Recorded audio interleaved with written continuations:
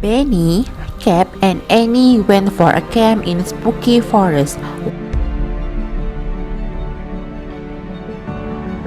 One night, Cap said he heard something from the other side of the forest. Benny claimed the same thing, but Annie did not hear anything.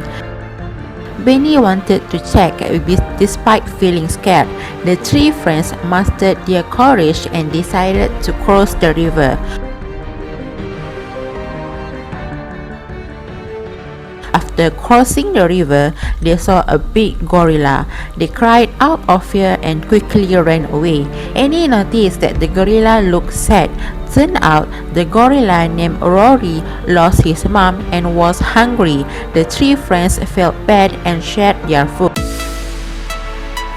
The three friends then became the four friends.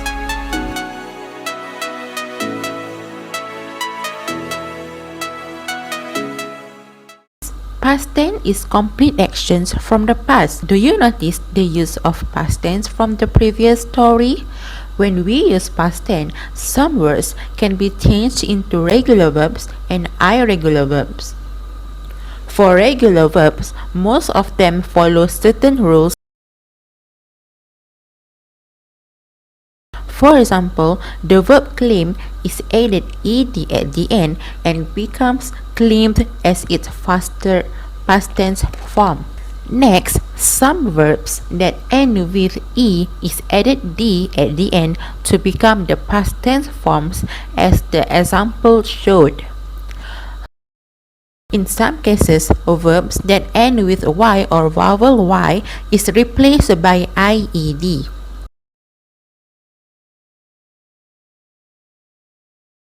Other times, verbs that end with vowel and consonant is added double the consonant at the end along with the ed.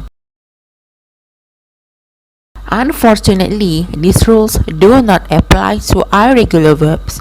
Irregular verbs completely break all the rules and create a complete different verbs. Look at the example given. You might be wondering, what can we do to identify these irregular verbs? Well, I have few tips to help you with that. First, you can group the common irregular verbs into one group.